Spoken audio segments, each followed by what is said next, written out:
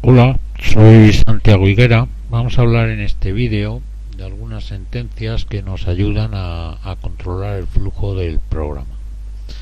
El flujo del programa normalmente va ejecutando una instrucción tras otra, pero hay algunas sentencias que nos permiten modificar ese orden en el que se ejecutan las instrucciones del programa. Vamos a hablar en primer lugar de la sentencia return, que lo que hace es terminar el programa, ¿vale? Se escribe return y como pongo aquí, pues finaliza el programa en el que está la sentencia y vuelve al lugar desde donde fue llamado. El resultado es un poco diferente según desde donde se llamó al programa que contiene la sentencia return. Por ejemplo, si es un programa que lo hemos llamado desde la ventana de comandos, pues cuando encuentra la sentencia return finaliza el programa y vuelve el control a la ventana de comandos a donde hemos llamado. Otras ocasiones el programa lo hemos llamado desde otro programa o es una función que hemos llamado desde otra función o desde otro programa. En ese caso, cuando se encuentra la sentencia return, lo que hace es que finaliza ese programa o esa función en la que estamos y vuelve al programa llamador en la sentencia siguiente a la de la llamada al return, ¿vale?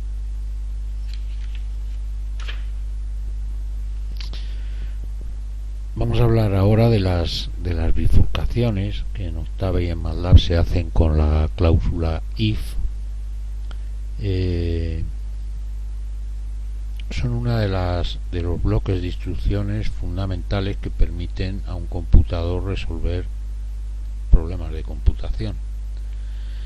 En principio, bueno, hemos puesto aquí lo que se denomina un diagrama de flujo, ¿vale? En los diagramas de flujo, pues los bloques rectangulares son una o más instrucciones, un bloque de instrucciones que ejecuta el programa. El flujo del programa se supone que va de arriba hacia abajo y las bifurcaciones estas de tipo if se ponen en estos diagramas con un rombo. Al lado se pone la condición que hay que evaluar y, como se ve aquí, pues aparecen dos ramas.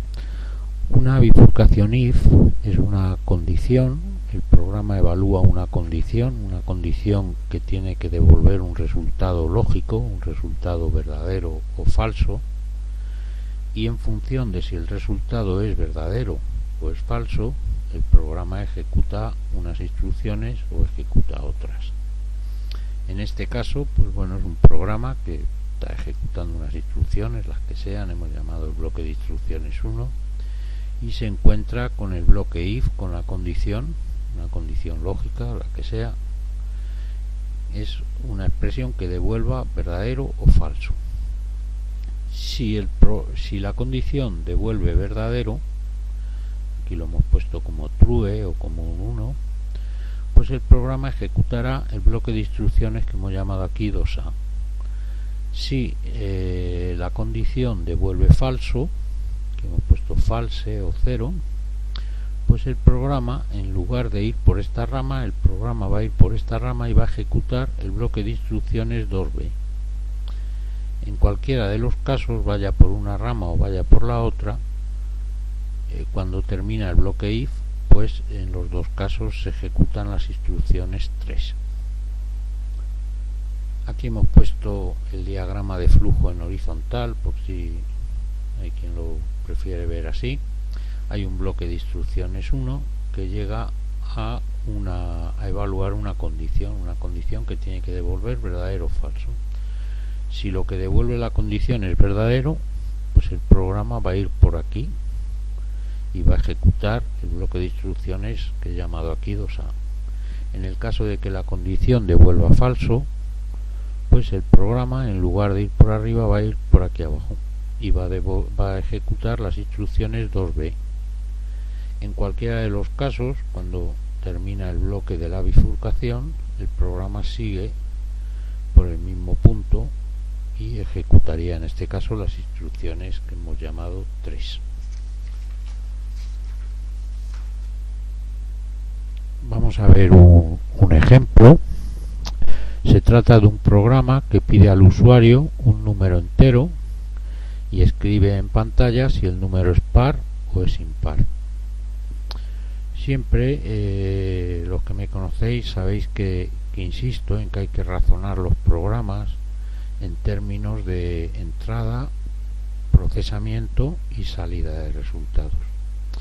En este caso, la entrada es pedirle al usuario un número con la sentencia input que conocemos para que teclee un número por teclado. Le ponemos un mensaje diciendo n igual para que él sepa que tiene que teclear un número n, y cuando lee el número, la sentencia input, se lo asignamos a una variable que hemos llamado n mediante este operador de asignación. Una vez que tenemos el número n en memoria, llega el procesamiento. Tenemos que ver si es par o es impar. Para ello hemos utilizado la función rem que proporciona el lenguaje. Rem es la abreviatura o el acrónimo de la palabra inglesa reminder. Reminder quiere decir resto. Entonces lo que hace esta función es que le pasas dos números y te devuelve el resto de dividir uno entre el otro. En este caso vamos a dividir entre 2. Cuando un número entero lo divides entre 2, si es par, el resto te da 0, y si es impar, el resto te da 1. Esto es lo que hemos hecho aquí: crear una variable que hemos llamado resto, a la cual le asignamos el resultado de aplicar la función resto del número n que ha tecleado el usuario dividido entre 2. Y aquí viene el bloque de la bifurcación. Como veis, en Octave, en MATLAB, se construye con una sentencia que es if, y a continuación se pone la condición, que tiene que ser una operación que devuelva un valor lógico, un valor verdadero o falso. En este caso hemos puesto resto igual 0. Va a comparar con el operador relacional igual si resto y 0 son iguales. Si el resultado es verdadero, es decir, si el resto es 0, pues el programa va a ejecutar las instrucciones que hay a continuación. Esta sería la rama que se ejecuta en caso de que el resultado de la condición sea verdadero. En este caso, el procesamiento lo que hace es crear una variable que ha llamado result y le asigna una cadena de caracteres que pone par. A continuación veis que ponemos la cláusula else. Else, que se podría traducir en caso contrario, abre el bloque de instrucciones que contiene la rama que se va a ejecutar en el caso de que la condición del if evalúe a falso. Es decir, si el resto no es igual a 0, pues lo que se van a ejecutar son las instrucciones que hay después del else, no las que hay después del if. Las que hay después del if se ejecutan en el caso de que la condición evalúe a verdadero. Si la condición evalúa a falso, las instrucciones que se van a ejecutar son las que hay después del else. En este caso hay una única instrucción que es result, la variable result, le asignamos el valor, una cadena de caracteres que pone impar. Al final hay que poner un end para indicar al intérprete del lenguaje que ahí acaba el bloque if. ¿De acuerdo? Entonces repito, el bloque if, que define una bifurcación, consta de 3 cláusulas: la cláusula if, la cláusula else y la cláusula, la palabra clave end, para indicar que acaba el bloque. Como veis, es como una especie de instrucción. Un if es como una especie de instrucción. Se llaman de hecho instrucciones de bloque, porque constan de más de una instrucción realmente, pero se llaman de bloque, y cada vez que hay una instrucción de bloque hay algo que abre el bloque, en este caso un if, y siempre hay que acabarlo con un end para indicarle al sistema que está acabando el bloque. Aquí, como veis, hay entre medias la cláusula else, y entonces el funcionamiento es el que hemos dicho. Se evalúa la condición que aparece a continuación del if. Si el resultado es verdadero, se ejecutan las instrucciones que hay después del if, y cuando ha acabado de ejecutar estas instrucciones, el programa lo que hace es venir después del end, no sigue ejecutando por orden. Cuando acaba la rama esta del verdadero, pues el programa directamente se viene aquí después del end y sigue ejecutando. En el caso de que la evaluación de la condición que hay en el if resulte falsa, no se ejecuta esto que hay aquí, se ejecutan las instrucciones que hay después del else.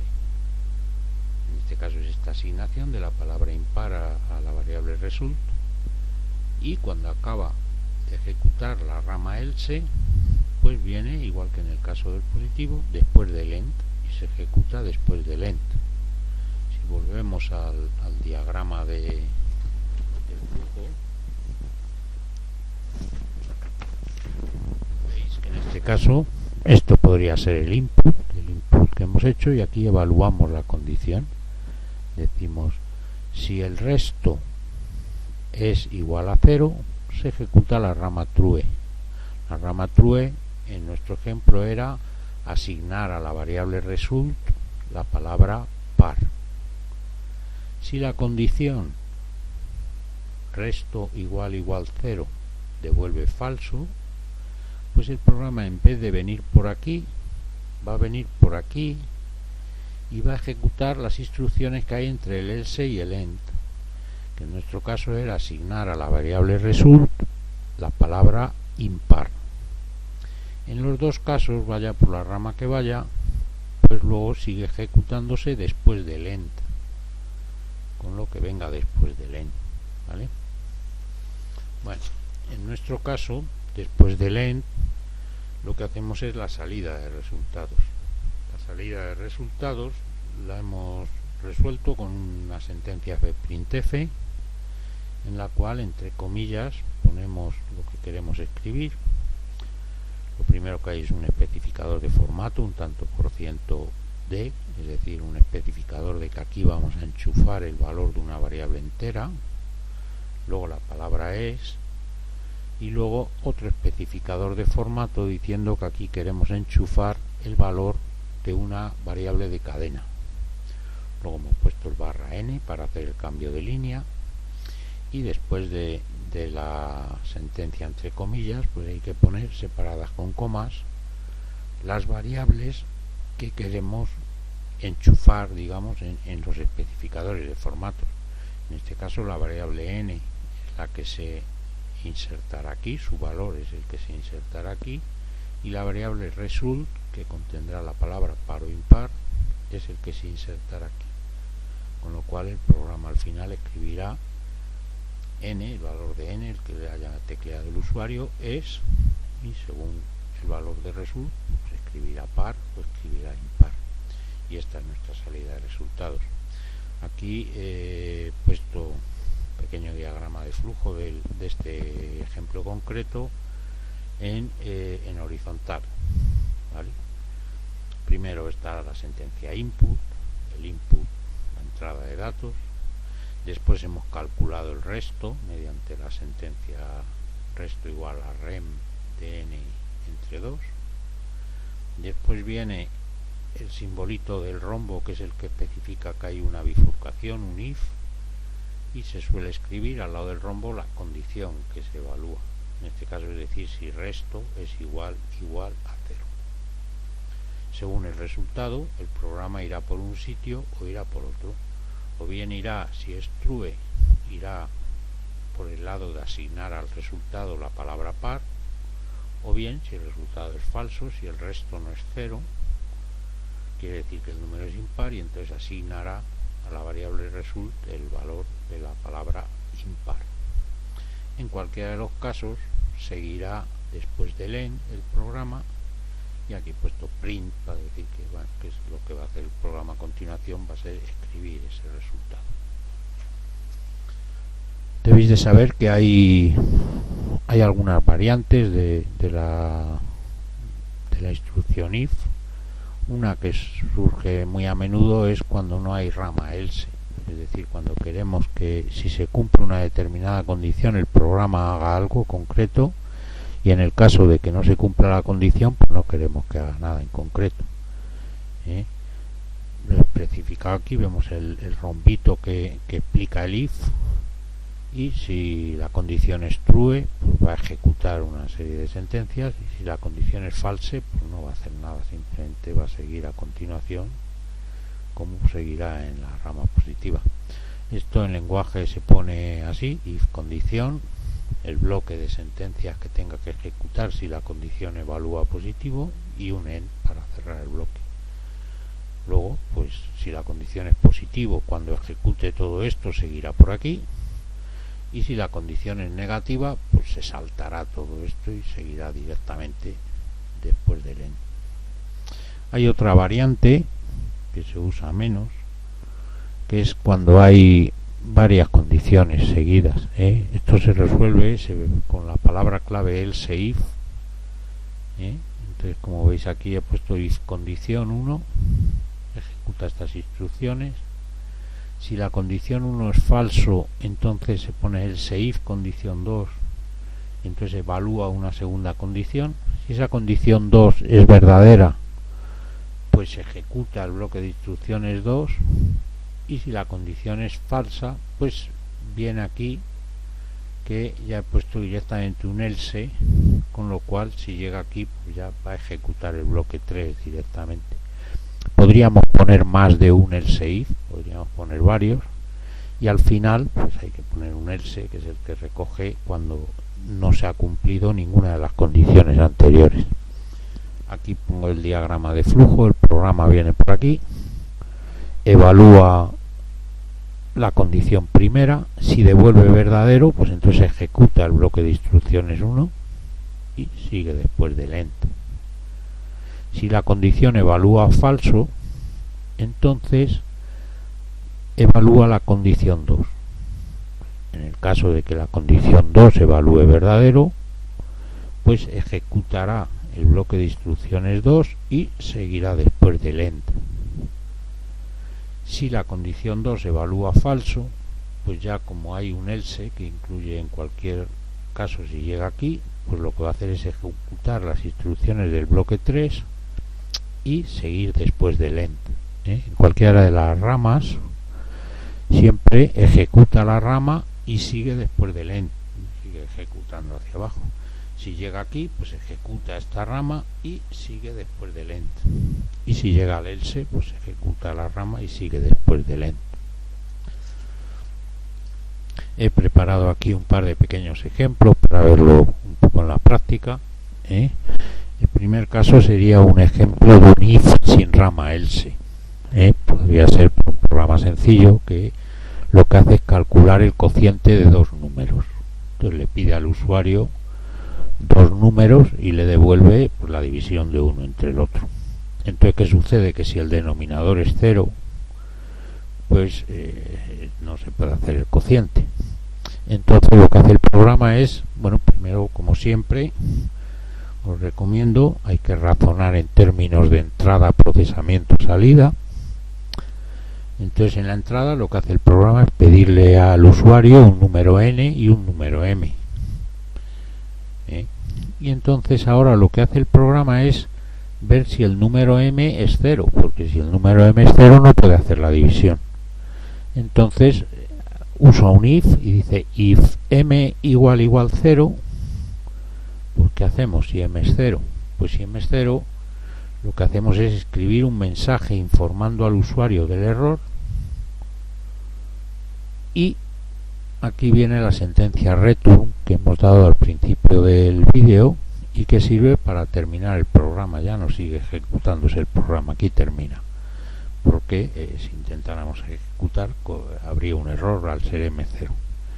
Entonces este es un caso muy habitual. A esto que hacemos aquí se le suele llamar el check-in de la entrada, y realmente pues lo he puesto mal, porque el check-in de la entrada debería estar en el bloque de la entrada, no en el bloque del procesamiento. Pero bueno, me he confundido ya por no rehacer la diapositiva. Entonces, como veis, el bloque no hay rama else, es decir, si el número es 0 hace esto, y si el número no es 0, pues no hace nada, simplemente sigue ejecutando el programa. Si el número es 0, escribe error denominador 0 y acaba el programa. En este caso hay una sentencia return que finaliza el programa y por tanto no sigue después del end. Aquí hay una variación del flujo. En un if normal seguiría después del end, pero aquí, como hemos puesto un return, pues lo que pasa es que acaba el programa. Si m no es 0, pues esto no se ejecuta y el programa sigue después del end, con el procesamiento propiamente dicho. El procesamiento es calcular el resultado igual a n dividido entre m. La salida de resultados, pues en este caso es un fprintf, donde pongo un mensaje n dividido m igual a y un especificador de formato. En este caso es un tanto por ciento f, es decir, que le estamos diciendo que vamos a insertar ahí el valor de una variable con decimales. Luego el barra n para el cambio de línea, cierro comilla, y tengo que poner la variable que tiene que enchufar en el especificador de formato. En este caso es la variable resultado. ¿Vale? Esta nota que pongo aquí pues es lo del check-in. Muy habitual siempre en los programas, cuando haces una entrada de datos, hacer un check-in, se llama el check-in, de que los datos de entrada son correctos, valen para poder ejecutar el programa que estamos usando, ¿eh? Y bueno, lo que pongo aquí es que en realidad el check-in de los datos de entrada son correctos, pertenecería al bloque entrada, no al bloque procesamiento.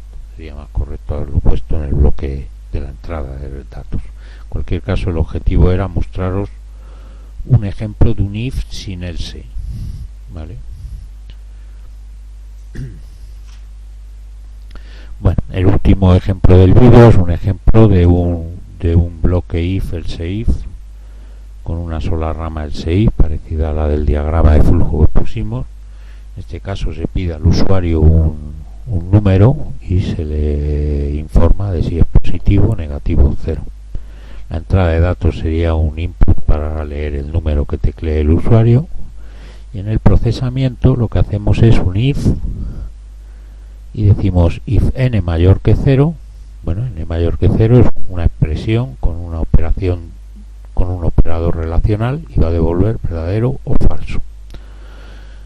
Si devuelve verdadero, el programa va a ejecutar la rama esta de aquí, va a ejecutar esto de aquí y va a seguir después del end.